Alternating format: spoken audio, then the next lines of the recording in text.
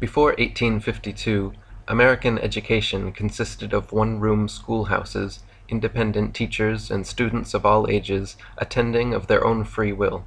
Curriculums and funding came directly from local communities without a federalized bureaucracy ruling over every facet like today. From 1852 to 1918, things changed as the government began pushing to enforce compulsory schooling laws all across America.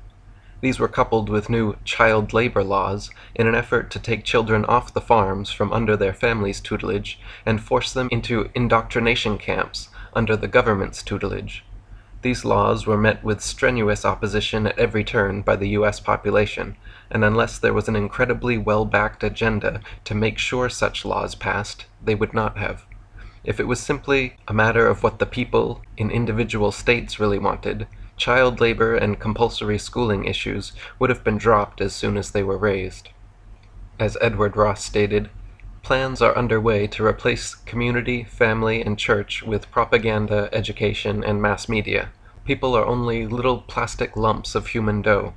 And Elwood Cubberley said, "Each year the child is coming to belong more to the state and less to the parent."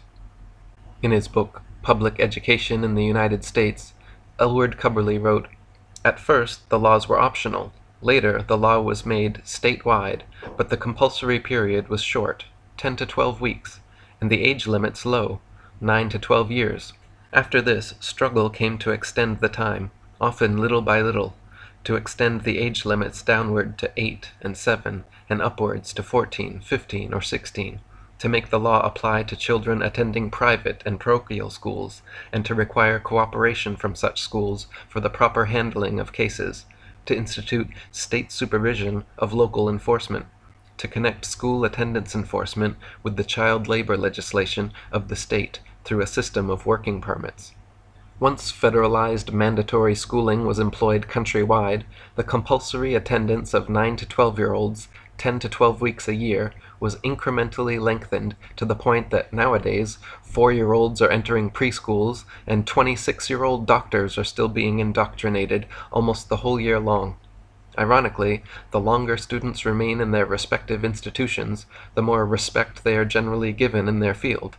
Thus, our experts in medicine, science, technology, philosophy, economics, politics, etc. are generally those who have received the most government indoctrination. Elwood Cubberley wrote, "Since 1900, and due more to the activity of persons concerned with social legislation and those interested in improving the moral welfare of children than to educators themselves, there has been a general revision of the compulsory education laws of our states, and the enactment of much new child welfare and anti-child labor legislation. These laws have brought into the schools not only the truant and the incorrigible, who under former conditions either left early or were expelled, but also many children who have no aptitude for book learning, and many children of inferior mental qualities who do not profit by ordinary classroom procedures. Our schools have come to contain many children who become a nuisance in the school and tend to demoralize school procedure." At the turn of the 20th century, Cubberley spoke of how children mechanically minded without aptitude for book learning or of inferior mental capacities became a nuisance in the school and tend to demoralize school procedure. At the turn of the 21st century, Bush continued pushing the idea of no child left behind, the complete opposite, which expands special ed at the expense of gifted and talented programs, promotes outcome-based education, an atrocious educational philosophy now being promoted, and furthers state control of your children. If you believe in the myth of a benevolent nanny state that looks out for your best interests from cradle to grave, no child left behind might fit well into your philosophy, but for independent individuals, lovers of freedom, this is the final step in government mind control. Helen Todd wrote, "In 1909, a factory inspector did an informal survey of 500 working children in 20 factories. She found that 412 of them would rather work in the terrible conditions of the factories than return to school." David Tyack wrote, "In one experiment in Milwaukee, for example, 8,000 youth were asked if they would return full-time to school if they were paid about the same wages as they earned at work. Only 16 said they would." California Education Administrator Elwood Cubberley was the main anti-establishment voice speaking out against the standardizing and enforcement of our schooling. The leading pro-establishment voice was U.S. Commissioner of Education William Torrey Harris. Listen to Harris's words from his 1906 The Philosophy of Education. 99 students out of 100 are automata, careful to walk in prescribed paths, careful to follow the prescribed custom. This is not an accident, but the result of substantial education, which, scientifically defined, is the subsumption of the individual. Is this a sane philosophy of education by anyone's standards? This is the man who gave America scientifically age-graded classrooms to replace the long successful practice of mixed-age schoolhouses.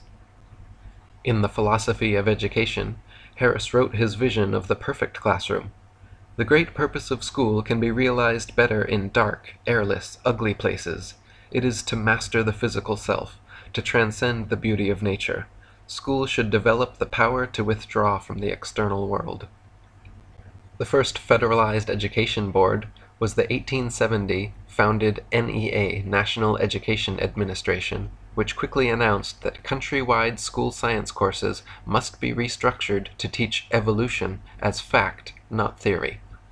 Having gained a fair amount of pull in the NEA, in 1903 John D. Rockefeller created the GEB, General Education Board, in an effort toward this goal of social control. Later, in 1923, he would also create the International Education Board, providing over $20 million to promote education abroad. The Rockefeller, Carnegie, and Ford groups have often funded and thus steered American education more so even than the government. John Taylor Gatto wrote, "Reading through the papers of the Rockefeller Foundation's General Education Board, an endowment rivaled in school policy influence in the first half of the 20th century only by Andrew Carnegie's various philanthropies, 7 curious elements force themselves on the careful reader. 1. There appears a clear intention to mold people through schooling. 2. There is a clear intention to eliminate tradition and scholarship. 3. The net effect of various projects is to create a strong class system verging on caste. 4. There is a clear intention to reduce mass critical intelligence while supporting infinite specialization. 5. There is clear intention to weaken parental influence. 6. There is clear intention to overthrow accepted custom. 7. There is striking congruency between the cumulative purposes of GEB projects and the utopian precepts of the oddball religious sect once known as perfectionism, a secular religion aimed at making the perfection of human nature, not salvation or happiness, the purpose of existence. The agenda of philanthropy, which had so much to do with the schools we got, turns out to contain an intensely political component." Gary Allen wrote, "One would assume that since the Rockefellers are thought of as capitalists, they would have used their fortune to foster the philosophy of individual liberty, but just the opposite is true. We have been unable to find a single project in the history of the Rockefeller Foundations which promotes free enterprise. Almost all of the Rockefeller grants have been used directly or indirectly to promote economic and social collectivism, i.e., socialism." Meyer Kutz wrote, "Philanthropy is the essential element in the making of Rockefeller power. It gives the Rockefellers a priceless reputation as public benefactors, which the public values so highly that power over public affairs is placed in the Rockefellers' hands. Philanthropy generates more power than wealth alone can provide." Rockefeller charity and philanthropy influences many sectors of society, from education to politics to religion. Here's an abridged list of Rockefeller-funded organizations: American Assembly, American Association for the United Nations, American Friends Service Committee, Atlantic Union, Center for Advanced Study in Behavioral Science, Center of Diplomacy and Foreign Policy, Citizens Committee for International Development, Committees on Foreign Relations, Committee for Economic Development, Council on Foreign Relations, Federation of World Governments, Foreign Policy Association, Institute of International Education, Institute for World Order, National Planning Association, U.S. National Commission, the Trilateral Commission, World Affairs Council, and the United World Federalists. Notice any trends? Any doubt regarding the Rockefellers' intent in starting the GEB should be clarified in John Dee's own mission statement, which reads, In our dreams, people yield themselves with perfect docility to our molding hands. The present education conventions of intellectual and character education fade from their minds, and unhampered by tradition, we work our own goodwill upon a grateful and responsive folk. We shall not try to make these people or any of their children into philosophers or men of science. We have not to raise up from them authors, educators, poets, or men of letters. We shall not search for great artists, painters, musicians, nor lawyers, doctors, preachers, politicians, statesmen, of whom we have an ample supply. The task is simple. We will organize children and teach them in a perfect way the things their fathers and mothers are doing in an imperfect way. This is not a man looking out for the best interest of students. You can get a good sense of his demeanor from statements like, "yield themselves with perfect docility to our molding hands," and talking about creating a perfect system of state education better than imperfect parental education. Martin Luther King Jr., for one, disagrees with John D. Rockefeller, saying, "The group consisting of mother, father, and child is the main educational agency of mankind." Who do you agree with? Prior to World War I, in a speech to American businessmen, President Woodrow Wilson admitted similar goals as the Rockefellers, stating, "We want one class to have a liberal education. We want another class, a very much larger class, of necessity, to forego the privilege of a liberal education and fit themselves to perform specific, difficult manual tasks." In 1931, Paul Mantoux, in his Foreword to International Understanding, wrote, "And the builder of this new world must be education. Plainly, the first step in the case of each country is to train an elite to think, feel, and act internationally." In 1932, continuing their effort to change the philosophical goals of American education, the Rockefeller and Carnegie-dominated NEA created the EPC, Educational Policies Commission. Years later, the EPC put together its book, Education for All American Youth, which outlined federal programs for health, education, and welfare to be combined under one giant bureaucracy. It outlined preschool programs, sex education classes, and the removal of local control over educational issues, without seeming to do so. A 1934 NEA report advised, "A dying laissez-faire must be completely destroyed, and all of us, including the owners, must be subjected to a large degree of social control." So these education experts actually speak of themselves as owners and worry about falling under a large degree of the social control which they themselves implement. Walter Lippmann wrote in 1940, "The thesis I venture to submit to you is as follows, that during the past 40 or 50 years, those who are responsible for education have progressively removed from the curriculum of the studies the Western culture which produced the modern democratic state.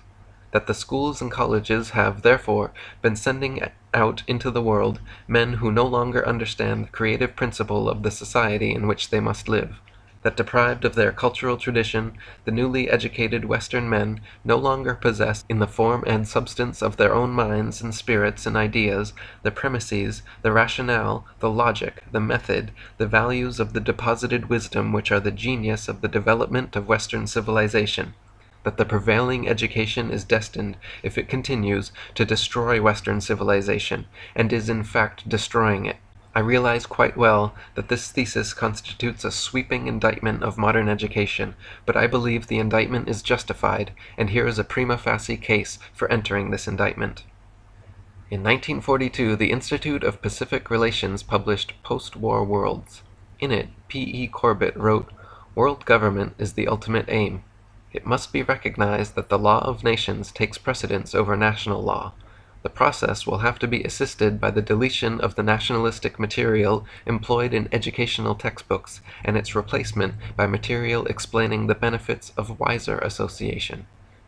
In 1946, former editor of the NEA Journal, Joy Elmer, published The Teacher and World Government, saying things like, "In the struggle to establish an adequate world government, the teacher can do much to prepare the hearts and minds of children for global understanding and cooperation. At the very heart of all the agencies which will assure the coming of world government must stand the school, the teacher, and the organized profession." The next year, in 1947, the American Education Fellowship, organized by establishment minion John Dewey of the Dewey Decimal System, called for the establishment of a genuine world order, an order in which national sovereignty is subordinate to world authority. In October 1947, NEA Associate Secretary William Carr wrote in the NEA Journal that teachers should teach about the various proposals that have been made for the strengthening of the United Nations and the establishment of a world citizenship and a world government. Max Otto in 1949 wrote, "It was natural businessmen should devote themselves to something besides business, that they should seek to influence the enactment and administration of laws, national and international, and that they should try to control education." Elitist Committee of 300 philosopher Bertrand Russell, in his 1951 book The Impact of Science on Society, wrote, "Education should aim at destroying free will, so that after pupils are thus schooled, they will be incapable throughout the rest of their lives of thinking or acting otherwise than as their schoolmasters would have wished.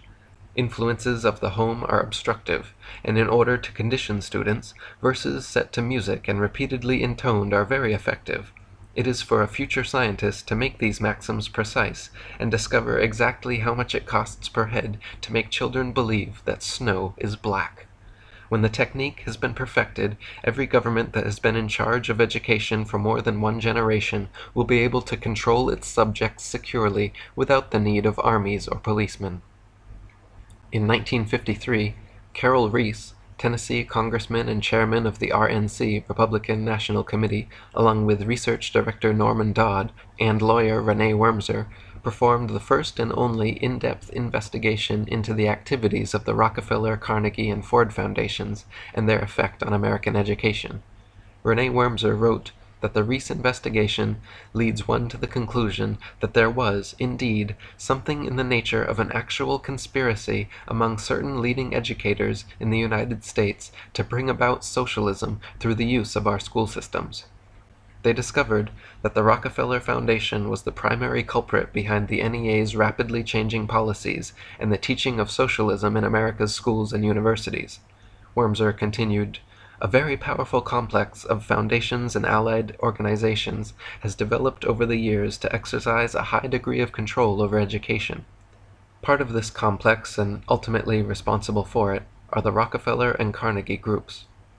During a personal meeting, President Rowan Gaither of the Ford Foundation told Reese Committee Research Director Norman Dodd that "all of us here at the policy-making level of the Foundation have at one time or another served in the OSS, precursor to the CIA, or the European Economic Administration, operating under directives from the White House. We operate under those same directives. The substance under which we operate is that we shall use our grant-making power to so alter life in the United States that we can be comfortably merged with the Soviet Union." As their meeting turned from civil to threatening, Gaither warned Dodd, "If you proceed with the investigation as you have outlined, you will be killed." Fritz Springmeier wrote, "This was the situation in the 1950s when the Reese Committee briefly investigated. The Rockefeller-Carnegie groups have continued basically unopposed for the next 40 years in controlling education. One of the educational book producers is Grolier Inc. Avery Rockefeller Jr. sits on Grolier Inc.'s board meetings. Another interesting board member is Theodore Waller, who is the director of Grolier Inc. He was a member of the International Book Committee of UNESCO." In the mid-60s, the Education Department produced a document called Designing Education, which advised each state to lose its independent identity as well as its authority, in order to form a partnership with the federal government. Another important document at the time was Benjamin Bloom's Taxonomy of Educational Objectives, which was used as a tool to classify the ways individuals are to act, think, or feel as the result of some unit of instruction. Using B.F. Skinner's operant conditioning and other new behavioral psychology models, American education shifted focus towards emotional and outcome-based learning, so-called values clarification, and sensitivity training. As noted by Ph.D. Superintendent of South St. Paul, Minnesota Schools, Ray Powell, in 1975, quote, "It's all brainwashing." In 1981, the NEA published the Special Committee on Instructional Technology report, which, as usual, addressed the public and children as lumps of clay to be molded to suit their will. In its coming involvement with a technology of instruction, the profession will be faced again with the challenge of leadership, by example and by effective communication, the challenge of convincing the public that education is much more than treating students like so many Pavlovian dogs to be conditioned and programmed into docile acceptance of a do-it-yourself blueprint of the good life. Through outcome-based learning and other sophisticated standardized mind control methods, which continue being refined to present day, our government schools are perpetually preparing a new workforce for job specialization. As Charlotte Iserby wrote in The Deliberate Dumbing Down of America, outcome-based education, because it concentrates on an end product of its process, can be said to restrict the student's mental functioning. Success in an outcome-based environment is restricted to performing prescribed tasks to the point of automaticity. The functions of memory and creativity are not used, nor are they considered necessary to succeed in an OBE program, or any program that uses Skinnerian mastery learning or direct instruction. Predictability is the bottom line for OBE, limiting the student to only those responses which are prescribed. When trained by OBE methodology, the student cannot fail unless he employs creativity and produces an unpredicted response. In an OBE environment, he can believe only that which is acceptable. The most predictable outcome, over time, is frustration, and ultimately, low achievement and behavior problems. John Taylor Gatto wrote in The Underground History of American Education, "Schools at present are the occupation of children. Children have become employees, pensioners of the government at an early age. But government jobs are frequently not really jobs at all. That certainly is the case in the matter of being a school child.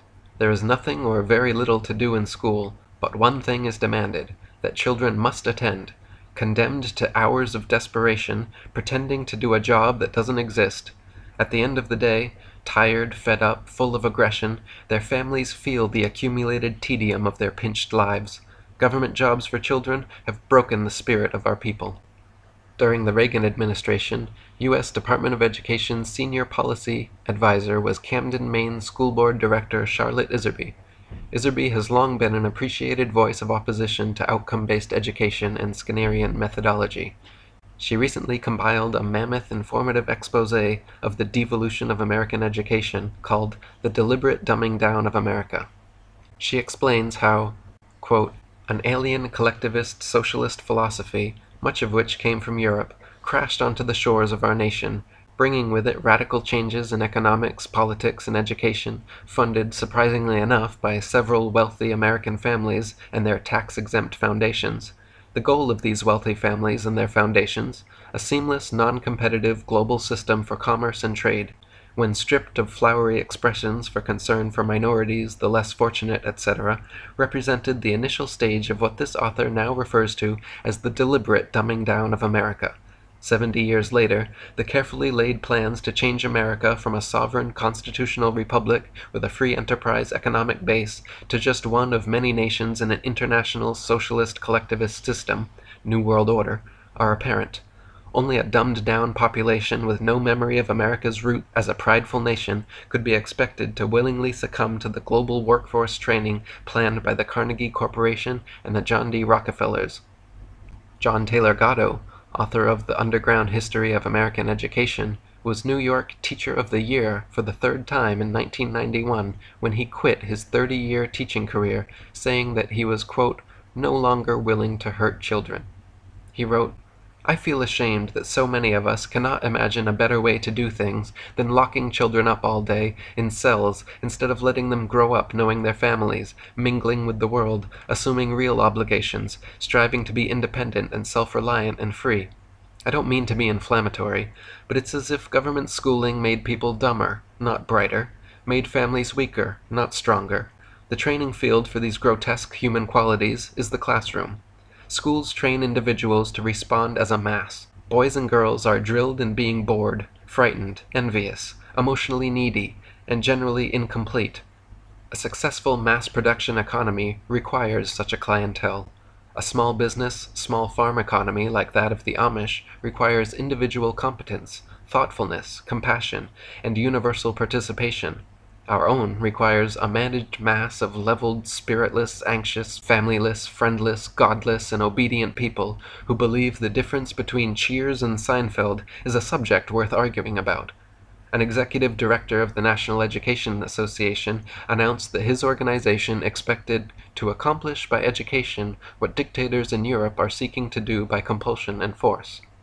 You can't get much clearer than that. World War II drove the project underground, but hardly retarded its momentum. Following cessation of global hostilities, school became a major domestic battleground for the scientific rationalization of social affairs through compulsory indoctrination. It is very important for both governments and corporations that schools constantly churn out unquestioning, uninformed sheeple crushed of creativity and individuality who are emotionally needy, respond in groupthink patterns, and find their only reprieve in materialism and advertising. As Gerald Bracey, leading promoter of government schooling, wrote in his 1991 annual report to business clients, quote, "We must continue to produce an uneducated social class." Lifetime Learning Systems, a new corporation helping advertisers infiltrate our schools, said to its clients, quote, "School is the ideal time to influence attitudes, build long-term loyalties, introduce new products, test market, promote sampling and trial usage, and above all, to generate immediate sales."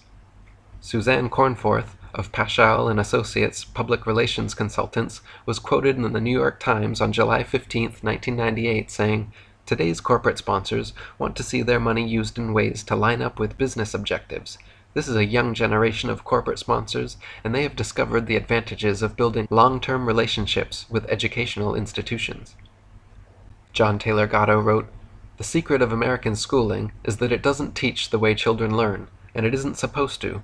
School was engineered to serve a concealed command economy and a deliberately re-stratified social order. It wasn't made for the benefit of kids and families, as those individuals and institutions would define their own needs. School is the first impression children get of organized society. Like most first impressions, it is the lasting one. Life, according to school, is dull and stupid. Only consumption promises relief. Coke, Big Macs, fashion jeans, that's where real meaning is found. That is the classroom's lesson. However, indirectly delivered.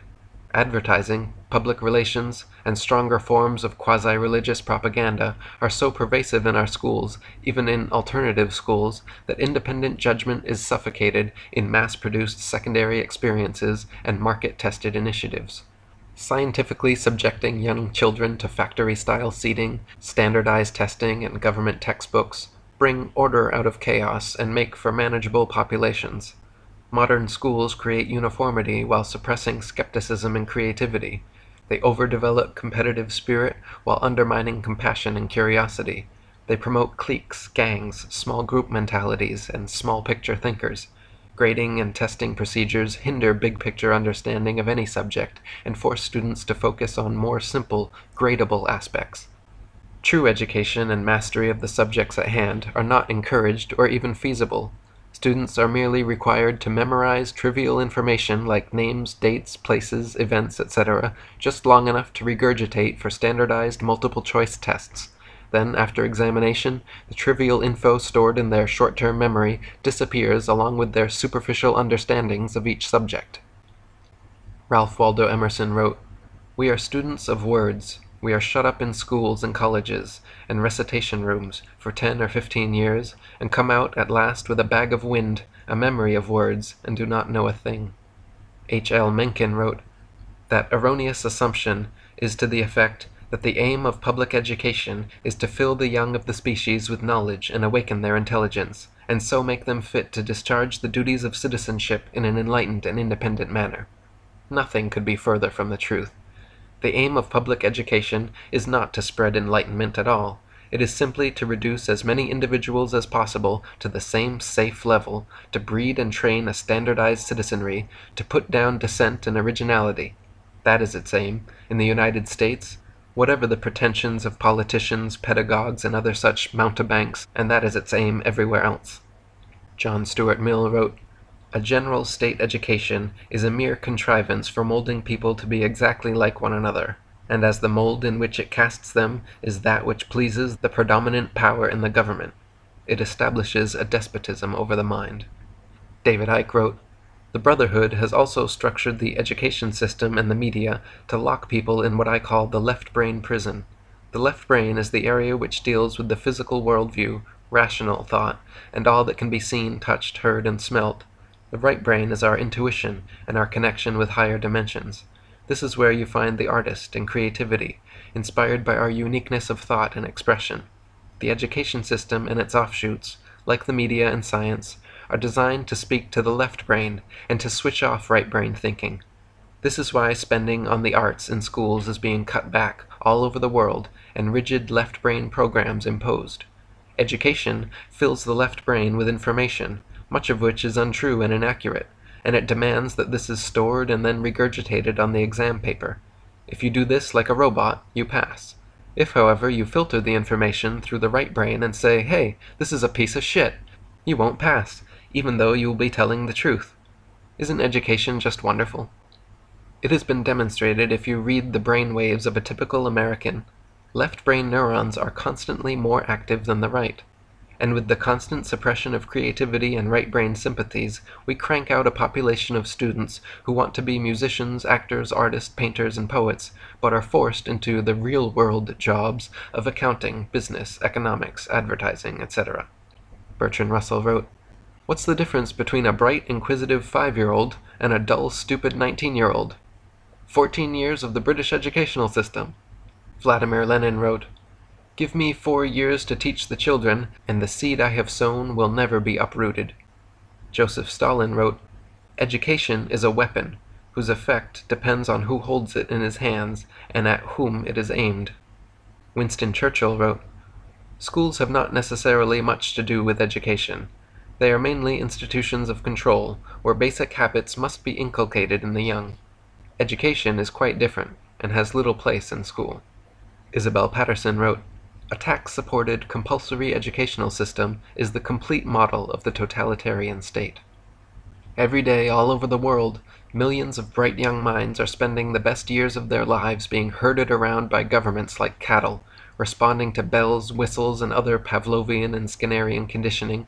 Millions of children are locked into this program Monday to Friday from 9 to 5, performing boring and arduous tasks against their will because society has deemed it necessary.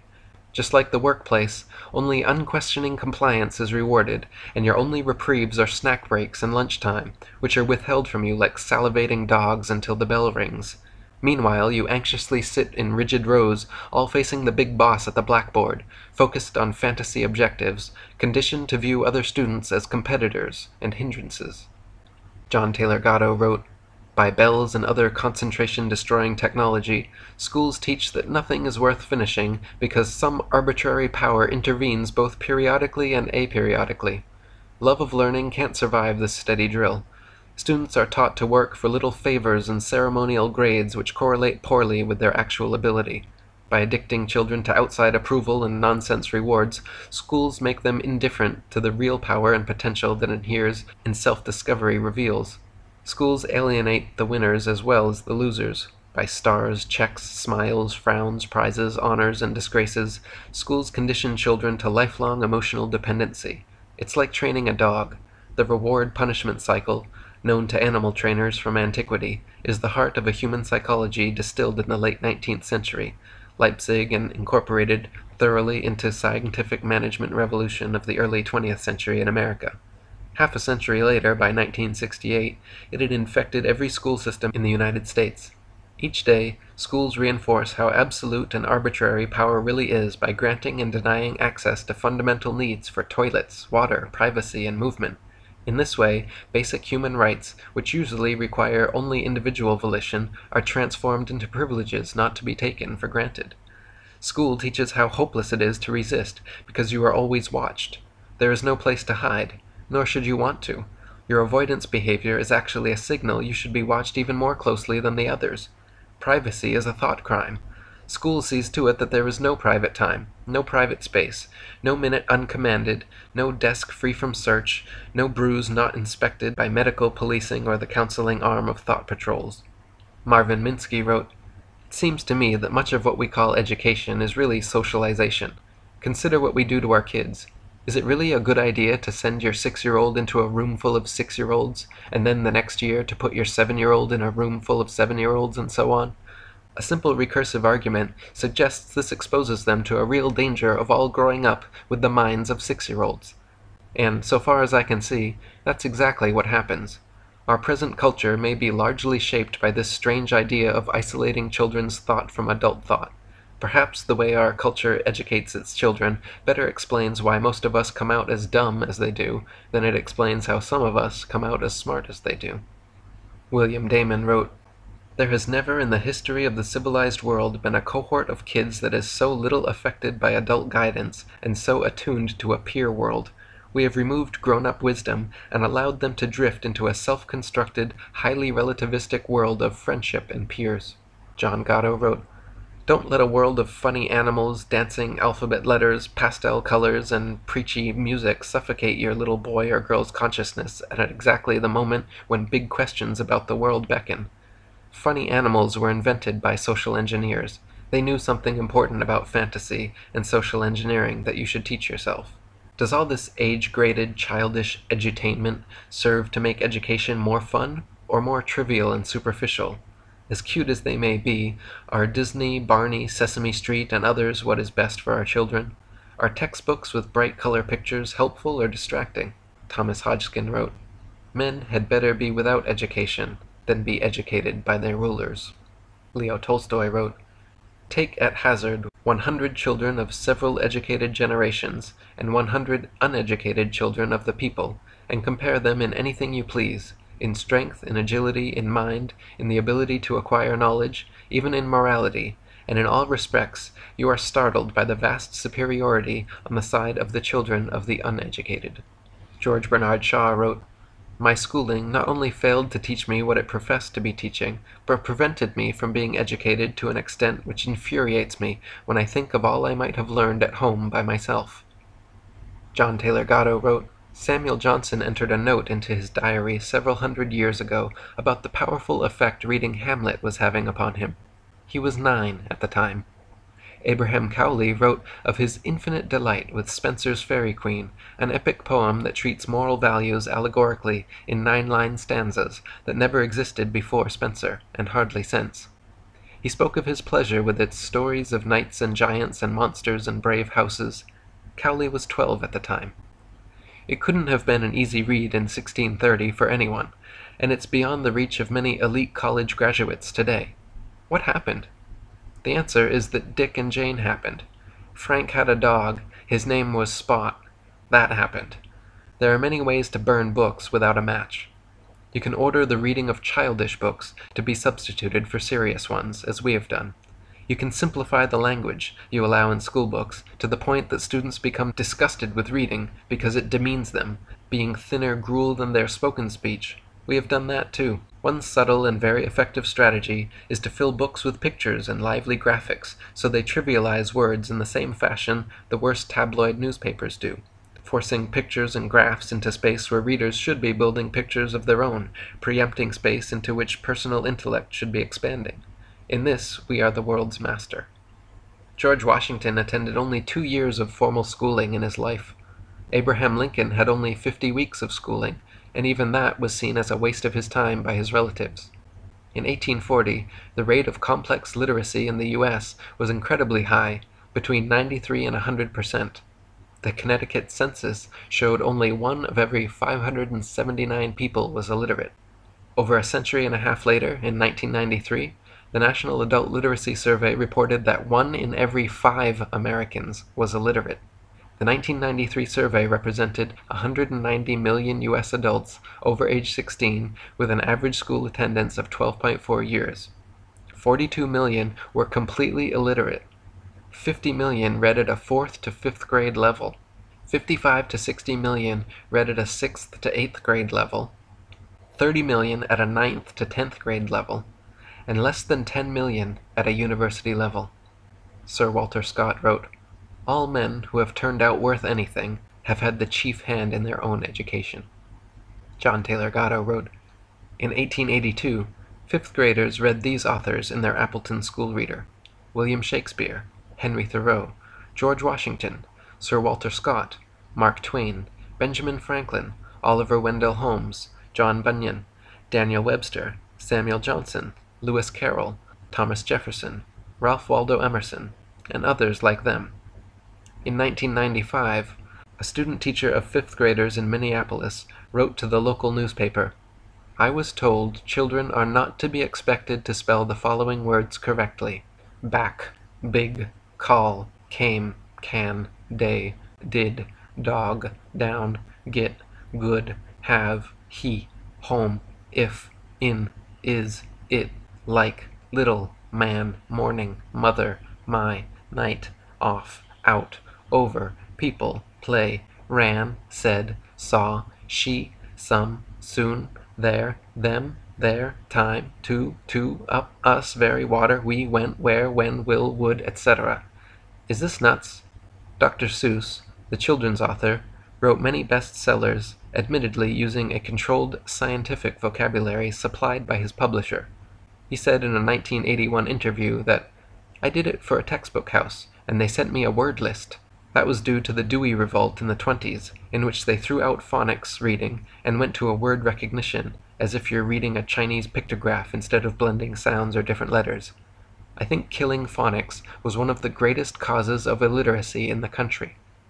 Anyway, they had it all worked out that a healthy child at the age of 4 can only learn so many words in a week, so there were 223 words to use in this book. I read the list 3 times, and I almost went out of my head. I said I'll read it once more, and if I can find 2 words that rhyme, that'll be the title of my book. I found cat and hat, and said the title of my book will be The Cat in the Hat. Richard Mitchell wrote, "Far from failing in its intended task, our educational system is in fact succeeding magnificently, because its aim is to keep the American people thoughtless enough to go on supporting the system."